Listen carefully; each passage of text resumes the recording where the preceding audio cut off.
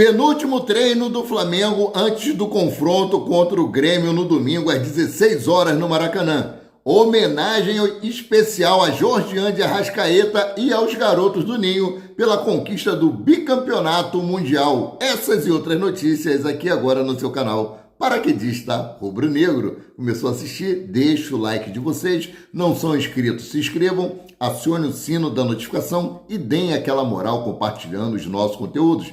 Lembrando que tudo isso para vocês é 0800. E aqui vocês ficam sempre por dentro de tudo que acontece nos bastidores do mais querido canal Paraquedista Rubro-Negro e página Amaury de Paula Santos. Começar com aquela palavra de meditação nessa sexta-feira. Meus queridos, vamos lá. Salmos 37, versículo 3. Confia no Senhor e faze o bem. Habitarás na terra e verdadeiramente serás alimentado, né? Amém. Peço que Deus abençoe a cada lar que esse vídeo estiver chegando, né? Essa bênção se estenda para todos os seus familiares, em nome de Jesus, tá? Antes de falar aí sobre a programação especial que vai ter aí no CT Ninho do Urubu, com homenagem a Arrascaeta, ao Sub-20, coletiva de imprensa, eu quero falar aqui sobre ainda o 8-0 do Flamengo sobre o Vitória.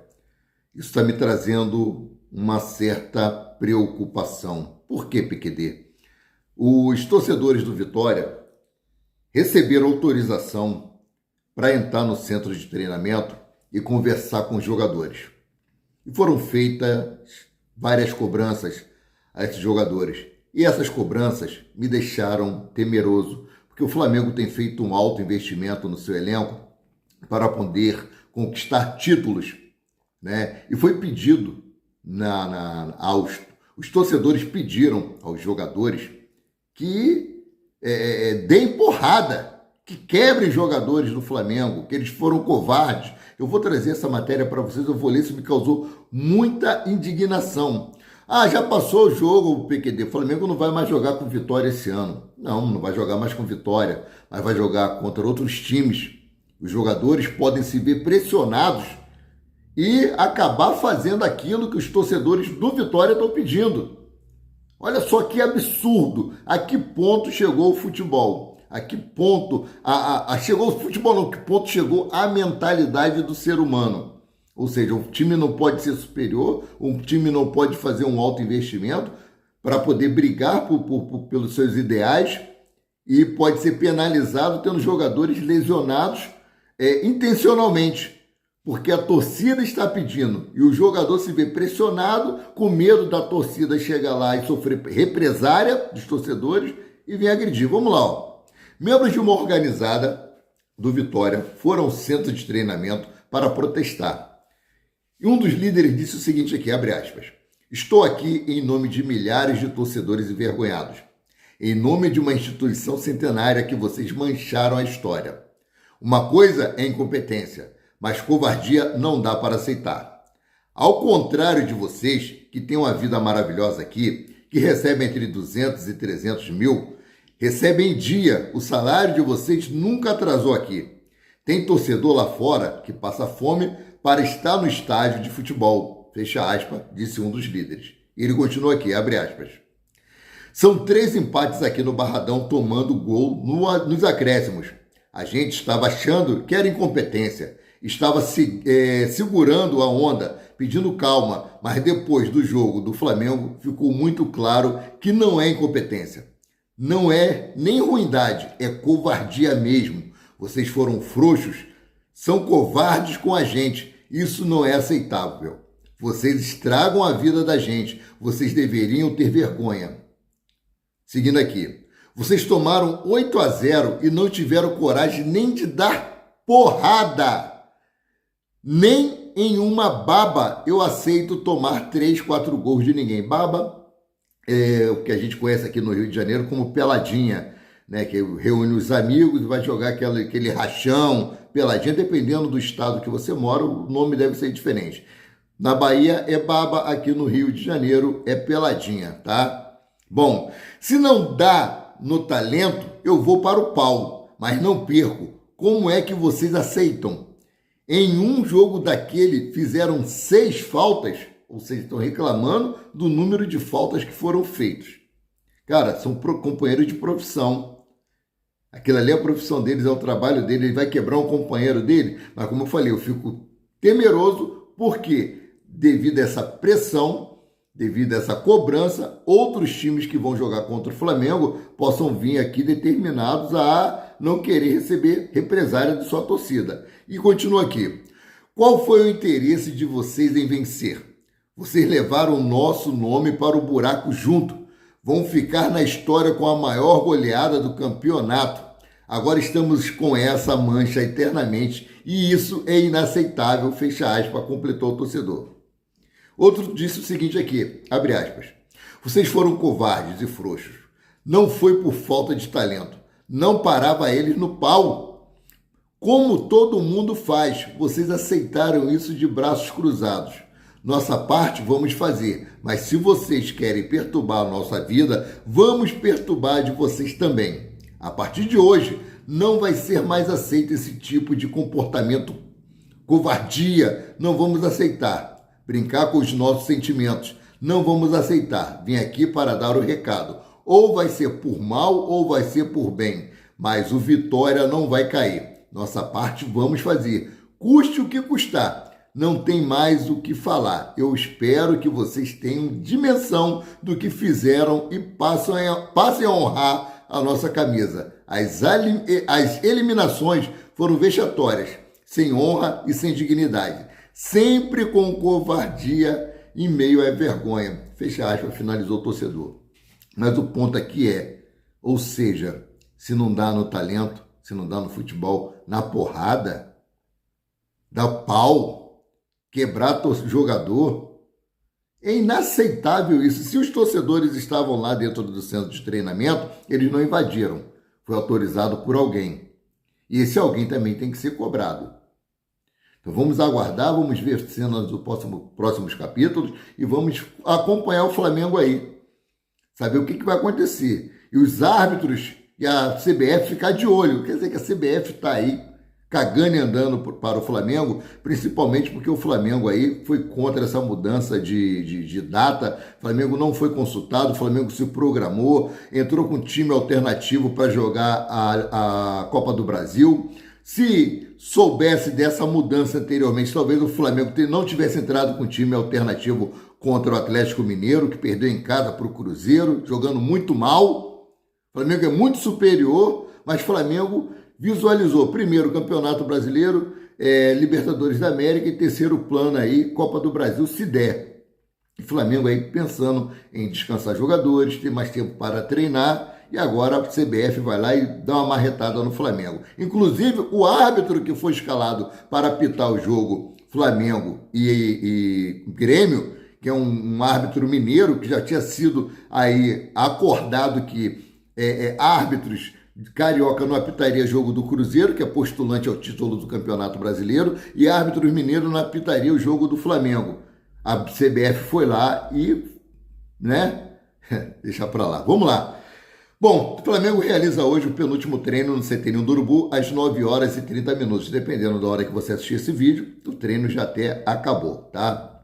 E vai ter uma programação especial hoje no CT Ninho do Urubu, eu vou trazer para vocês. O Flamengo preparou uma programação especial para essa sexta-feira, dia 29, no CT Ninho do Urubu, centro de treinamento do Mengão. As atividades, são duas atividades, das atividades, duas serão com homenagens, conquista do time sub-20 do Mundial de Clubes e o recorde de Arrascaeta no Brasileirão. Arrascaeta tem 11 gols e, se eu não me engano, 10 participações a gol, ou seja, 10 participações diretas em gol com as assistências que ele deu.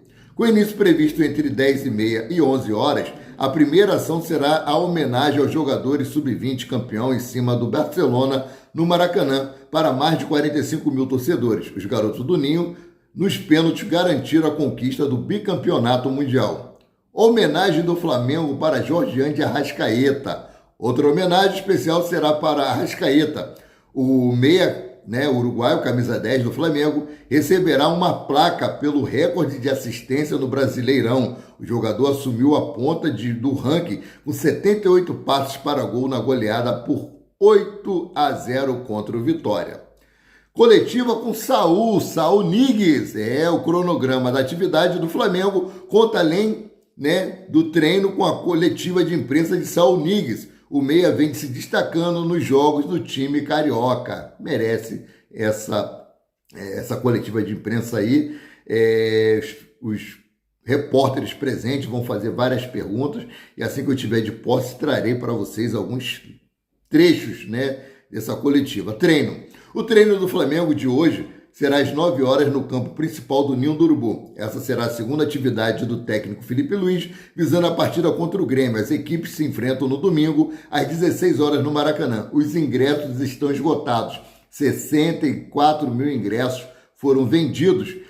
O Flamengo até lançou um comunicado ontem sobre isso, né? Então, as atividades: treino do elenco principal, homenagem para o time sub-20 campeão do Mundial de Clubes, homenagem para Arrascaeta pelo recorde de assistência no Brasileirão, coletiva de imprensa com o meia Saul Nigues. Então, programação especial. Bom, para essa partida Flamengo e Grêmio, foi escalado o técnico Carlos Zanovelli. Para mim, o pior árbitro do futebol brasileiro, tá? CBF escala Paulo Zanovelli de Minas Gerais para apitar o confronto entre Flamengo e Grêmio no domingo, dia 31, no Maracanã, mais conhecido como depois de amanhã. O curioso é que Rubro Negro disputa o título do Brasileirão contra o Grêmio, time do mesmo estado que o árbitro da próxima partida.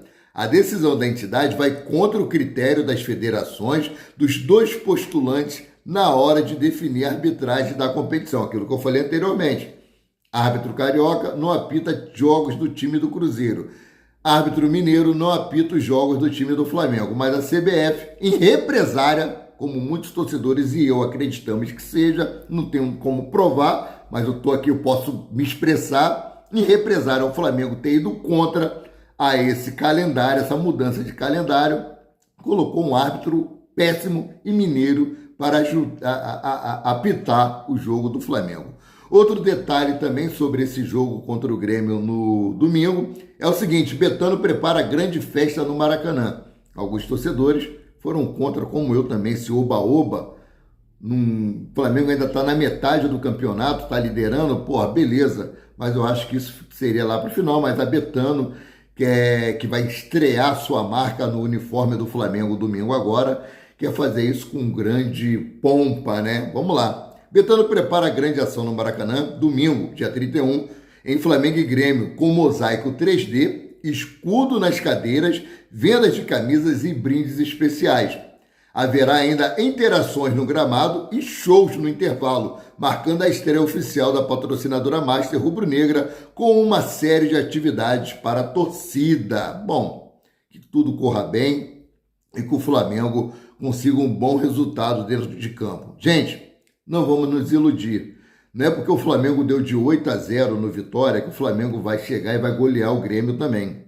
Grêmio vai vir aí com um time com certeza muito fechadinho, com um esquema tático tentando anular as principais peças do Flamengo, e o Felipe Luiz vai ter que, dentro da própria partida, fazer algumas mudanças táticas, né? Espero que ele faça isso, porque não será um jogo fácil. Um jogo aí que, para mim, 2-0, 3-1, será um jogo muito trucado. Então, vocês fiquem ligados aí, não venham... eu estou brincando, eu zoo, vai golear 5, igual o Jorge Jesus, não. Mas vai ser um jogo muito, muito complicado, um jogo muito embaçado. O Flamengo tem elenco para ganhar, é muito superior tecnicamente, né, do que o Grêmio, mas não vamos aí ficar naquele oba-oba contando com goleada. Gente, foi marcada aí a audiência do Felipe Luiz com relação ao suposto envolvimento aí com casas de aposta, ter forçado o cartão amarelo para poder beneficiar apostadores, tá? E mediante essa situação, o Flamengo pode aí tentar contratar Marcos Leonardo, de 22 anos, ex-Santos. A matéria do Fabrício Lopes, do O Dia, eu vou trazer para vocês aqui, ó. Situação de Bruno Henrique pode fazer Flamengo procurar por Marcos Leonardo. O Superior Tribunal de Justiça Desportiva marcou para a próxima quinta-feira, dia 4, às 9 horas, o julgamento de Bruno Henrique, acusado de forçar um cartão amarelo em jogo contra o Santos no Mané Garrincha em 2023, para beneficiar um esquema de apostas. Caso seja considerado culpado, o atleta rubro-negro poderá pegar uma suspensão de 360 a 720 dias, ou seja, de 1 ano a 2 anos de punição. Preocupado com a situação do atleta, José Boto, diretor técnico do Flamengo, observa o mercado atento à possibilidade de substituir Bruno caso ele seja suspenso. E o nome de Marcos Leonardo aparece muito bem avaliado, tá? Marcos Leonardo é um atacante de ofício destro, revelado nas categorias de base do Santos e tem apenas 22 anos de idade.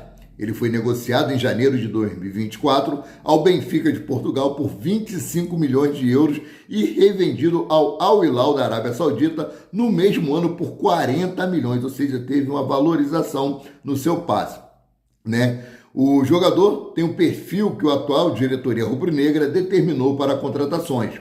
Especula-se que o Al Hilal queira cerca de 22 milhões de euros para negociar o jogador em definitivo, mas as conversas por um empréstimo também seriam ouvidas pelos dirigentes do clube da Arábia Saudita.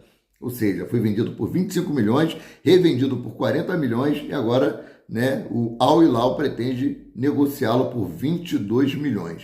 Entretanto, há pouco tempo que resta para negociar com os árabes e os altos valores de salários, né, desejados pelo atleta de 3 milhões de reais por mês. Isso pode atrapalhar a negociação, né? Segundo informações do próprio Fabrício Lopes, o Flamengo ofereceu um salário a ele de 2 milhões de reais. Até esse valor aí, o Flamengo vende. Aí acontece a mesma coisa.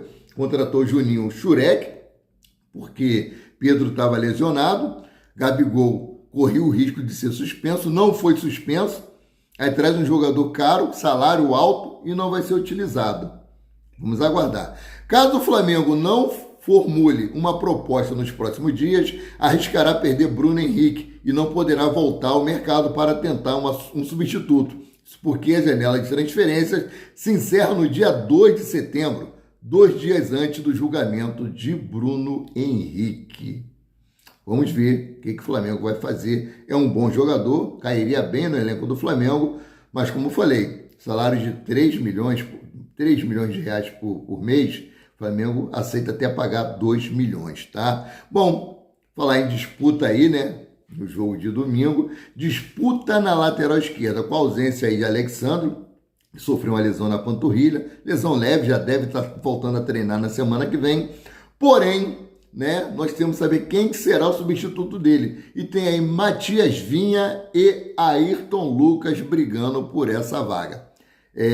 A Matias Vinha, que veio de uma grave lesão, né, estava sendo pouco utilizado, estava sendo utilizado esporadicamente, mas houve a lesão também aí do Ayrton Lucas no jogo contra o São Paulo, se eu não me engano, né, contra o São Paulo, contra o Palmeiras, eu não lembro direito, né, muitos jogos. E aí, o que acontece? O Flamengo cogitava até em se desfazer de um dos seus laterais esquerdos. Pelo menos, de momento, essa ideia foi barrada, né? Pelo menos até o final da temporada de 2025.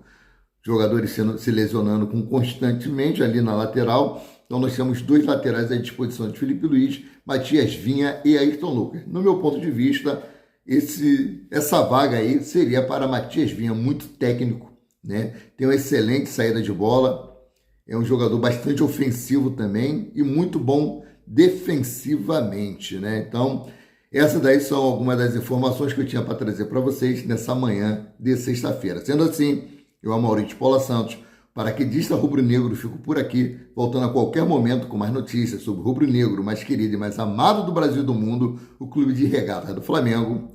Saudações e uma excelente sexta-feira para todos, em nome de Jesus.